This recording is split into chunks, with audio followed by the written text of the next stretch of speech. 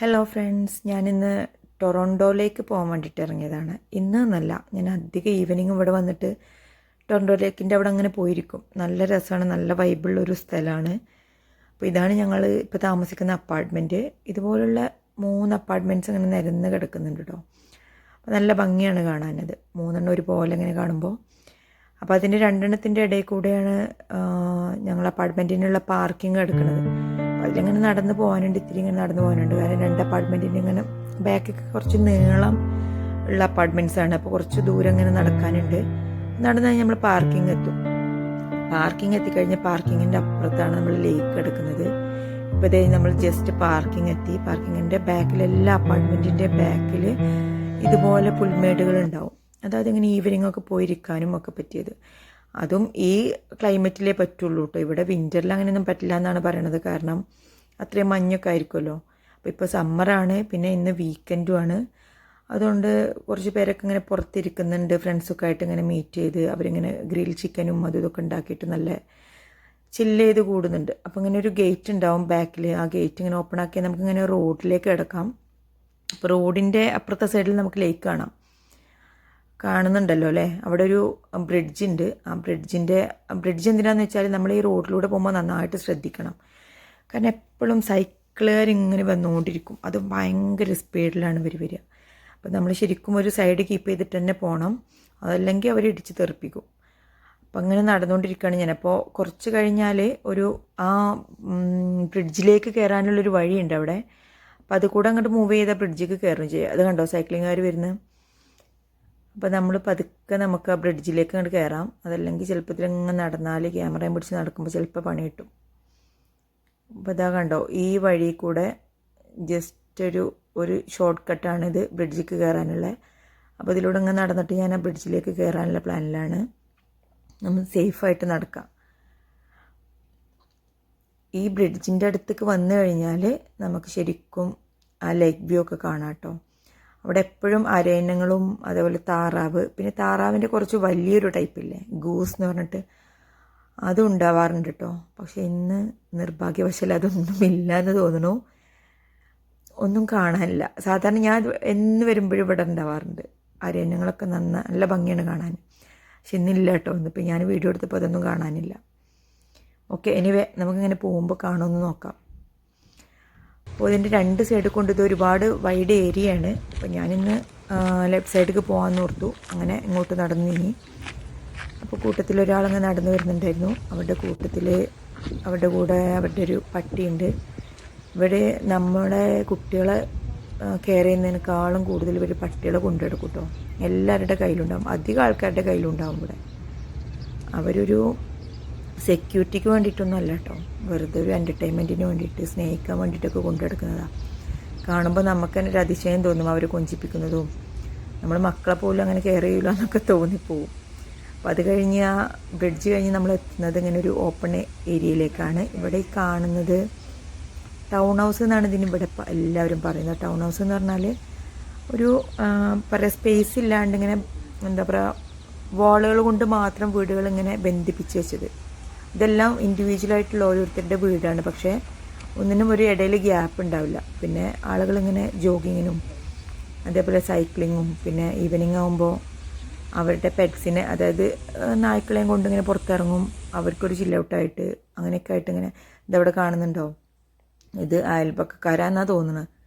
3 നായ്ക്കളും ഇങ്ങനെ ഒരുമിച്ച് കളിക്കണ്. നല്ല ഭംഗിയാണ് കാണാൻ. നമുക്ക് തന്നെ ഒരു ഇഷ്ടം തോന്നും. സത്യത്തിൽ എനിക്ക് ഈ പട്ടികളൊക്കെ ഭയങ്കര പേടിയാട്ടോ. ഞാൻ അതിനൊക്കെ കാണുമ്പോൾ ആ വഴിക്ക് പോവാറില്ല. പിന്നെ സ്വയം രക്ഷാർത്ഥം അകന്നൊക്കെ നടക്കാറാണ്. പക്ഷെ കാണുമ്പോൾ ഭയങ്കര ഇഷ്ടം തോന്നും. കാരണം അത്ര നല്ല ക്യൂട്ടായിട്ടുള്ള പട്ടിക്കുട്ടികളാവും. പക്ഷെ എനിക്ക് പേടിയാണ്. ഞാൻ ദൂരെ നിന്ന് അങ്ങനെ കാണുന്നുള്ളൂ, പിന്നെ വീഡിയോ ഒക്കെ എടുക്കും, പക്ഷേ അടുത്തേക്കൊന്നും പോകാറില്ല. അപ്പോൾ അത് കഴിഞ്ഞ് ഇങ്ങനെ പോരുമ്പോൾ ഇങ്ങനെ മേലേക്ക് ഇങ്ങനെ കുറച്ച് നടന്നു കഴിഞ്ഞാൽ ഇവിടെ ഈ ടൗൺ ഹൗസിലേക്കുള്ള വഴി കാണാം. അതിൻ്റെ ഇപ്പുറത്തായിട്ട് ചെറിയൊരു വാട്ടർ ഫൗണ്ടെയിനൊക്കെ ഉണ്ട്. അത് ഇവർക്ക് എൻജോയ് ചെയ്യാനുള്ളൊരു ഇതാണെന്ന് തോന്നുന്നു. ഇവരുടെ ടൗൺ ഹൗസിൻ്റെ ഫ്രണ്ടിലായിട്ടാണ് അത് കാണുന്നത്. ഇത് അവർക്ക് ടൗൺ ഹൗസിലേക്കുള്ള വഴിയാണ്. അത് കഴിഞ്ഞ് ഇതേ ഇപ്പുറത്തെ സൈഡിൽ ഈ റൈറ്റ് സൈഡിലേക്ക് നോക്കിക്കഴിഞ്ഞാൽ കുറേ മരങ്ങളൊക്കെ വെച്ച് പിടിപ്പിച്ചിട്ടുണ്ട്. ഇത് എന്ത് മരമാണെന്ന് എനിക്കറിയില്ല. പക്ഷെ എനിക്ക് തോന്നുന്നത് എന്തോ ഒരു ഫ്രൂട്ട്സൊക്കെ ഉണ്ടാകുന്ന മരങ്ങളാണെന്ന് തോന്നുന്നു കണ്ടിട്ട്. കാരണം ഒരുപോലുള്ള മരങ്ങൾ ഒരേപോലെ വെച്ച് പിടിപ്പിക്കണമെങ്കിൽ അതുകൊണ്ട് എന്തെങ്കിലും ബെനിഫിറ്റ് ഉണ്ടാവുമല്ലോ എന്ന് ഞാൻ ചിന്തിച്ച് നോക്കിട്ടോ. പക്ഷെ എനിക്കറിയില്ല, അതിൻ്റെ ഇലകളൊന്നും കണ്ടിട്ട് എനിക്ക് മനസ്സിലായില്ല ആപ്പിളിൻ്റെ മരമാണോ എന്നൊന്നും എനിക്കറിയില്ല. ഇവിടെയുള്ള സുലഭമായിട്ട് കിട്ടുന്ന ഒരു ഫ്രൂട്ടാണല്ലോ അത്. അതുകൊണ്ട് ഞാൻ ആപ്പിൾ എന്ന് പ്രത്യേകം പറഞ്ഞത് കേട്ടോ. അപ്പം അങ്ങനെ ഈ വാട്ടർ ഫൗണ്ടെയിനൊക്കെ കണ്ട് ഞാൻ ചിലപ്പോൾ വരുമ്പോൾ ഇവിടെ കുറേ സമയം ഇരിക്കും കേട്ടോ. ഈ മരങ്ങളുടെ താഴെ ഈ വാട്ടർ ഫൗണ്ടെയിനും കണ്ടിട്ട് കുറേ സമയം ഇരിക്കും. നല്ല രസമാണ് കാണാൻ. ലേക്കും കാണാം, അതേപോലെ ഈ മരത്തിൻ്റെ ഒരു തണലും. അപ്പോൾ നല്ല എൻജോയ് ചെയ്യാൻ പറ്റിയൊരു സ്ഥലമാണിത്. അത് കഴിഞ്ഞ് ഇങ്ങനെ ഒരു 3-4 സ്റ്റെപ്പ് ഇറങ്ങിക്കഴിഞ്ഞാൽ നമുക്ക് വീണ്ടും ആ ഒരു ഫുട്പാത്തിലേക്ക് എത്തി. അത് കഴിഞ്ഞ് ഇങ്ങനെ പോകാം. ഇവിടെ ഒരുപാട് ബോട്ടുകളൊക്കെ കാണാൻ പറ്റും നമുക്ക്. കണ്ടോ, അറ്റത്ത് കാണുന്ന ഒരുപാട് ബോട്ടുകളാണ്. എല്ലാം പ്രൈവറ്റ് ബോട്ടുകളാണ് കേട്ടോ. അതായത് ഓരോ ഇൻഡിവിജ്വൽ, ഓരോ വ്യക്തികളുടെ, ഓരോ കുടുംബത്തിൻ്റെ ബോട്ടുകളാണ്. അവർ ഈ ലേക്കിൽ ഇത് വെക്കണമെങ്കിൽ ഗവൺമെൻറ്റിന് എന്തോ ഫീ അടക്കണം. ഇയർലി എന്തോ $600 അങ്ങനെ എത്ര എമൗണ്ട് കൊടുക്കണം എന്നൊക്കെ പറഞ്ഞു കേട്ടു. ഇവിടെ ഇതിനുള്ള ഈ ലേക്കിനുള്ള റെൻ്റായിട്ട്. അപ്പോൾ ഞാനിവിടെ അങ്ങനെ ഒരു ബോട്ട് ഉണ്ട്. അപ്പോൾ ഇതിനകത്ത് ആരോ വന്നിങ്ങനെ റെൻറ്റിന് കൊടുക്കുമോ എന്നൊക്കെ ചോദിക്കുന്നുണ്ടായി. അപ്പോൾ ഞാൻ അതറിയാൻ വേണ്ടി ജസ്റ്റ് ഒന്ന് വന്നതാണ്. അപ്പോൾ കൊടുക്കും, ഇവിടെ ഫോർ റെൻറ്റ് എന്ന് ഇതിനകത്ത് എഴുതിയിട്ടുണ്ട് കേട്ടോ. പക്ഷെ ഞാനെല്ലാവരും പോകുന്നൊന്നും കണ്ടിട്ടില്ല. പക്ഷെ ഫോർ റെൻറ്റ് എന്ന് എഴുതിയിട്ടുണ്ട്. അപ്പോൾ അത് കണ്ട് അതിങ്ങനെ നോക്കി കുറച്ച് നിന്നിട്ട് ഞാനിങ്ങനെ നടന്നു. ഭയങ്കര സൈക്ലിങ്ങുകാർ വീണ്ടും ഇങ്ങനെ വന്നുകൊണ്ടിരിക്കുന്നുണ്ട്. ഒരുപാട് പേരുണ്ട്, ഒരു കൂട്ടമായിട്ട് ഇങ്ങനെ വരുന്നുണ്ട്. നല്ല രസമുണ്ട് കാണാൻ കേട്ടോ. അപ്പോൾ അത് കഴിഞ്ഞ് അവർ പോയിട്ട് നമുക്ക് ഇങ്ങനെ പതുക്കെ ക്രോസ് ചെയ്യാൻ പറ്റുള്ളൂ. കാരണം നമ്മളെ ശരീരവും ശ്രദ്ധിക്കണമല്ലോ. അപ്പോൾ അങ്ങനെ കുറച്ചിങ്ങനെ നടക്കുമ്പോൾ ഇവിടെ കുറേ കസേരകൾ കാണാം.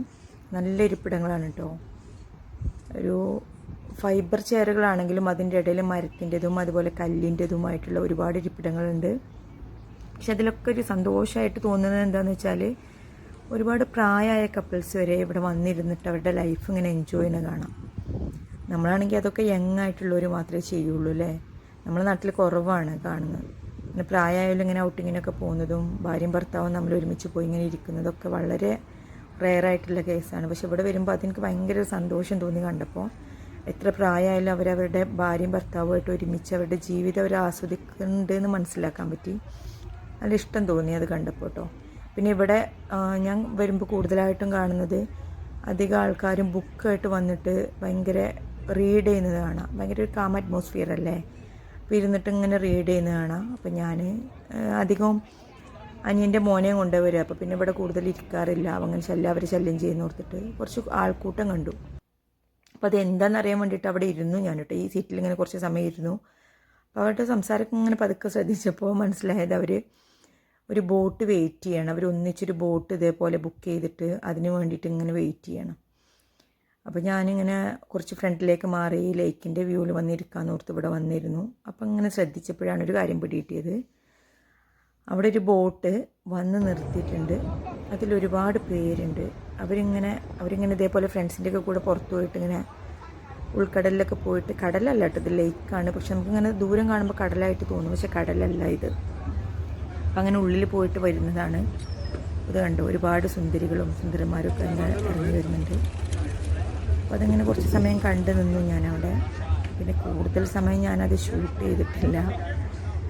പിന്നെ ഞാനിങ്ങനെ ലേക്കൊക്കെ ഒന്ന് എടുക്കാമെന്ന് ഓർത്തിട്ട് ലേക്കൊക്കെ ഇങ്ങനെ കാണിച്ചു. അപ്പോൾ ഇതേ ആ അറ്റത്ത് നോക്കി കണ്ടോ, നമുക്ക് കടൽ പോലെ ഫീൽ ചെയ്യും. പക്ഷെ അത് കടലല്ല കേട്ടോ, ലേക്ക് തന്നെയാണ്.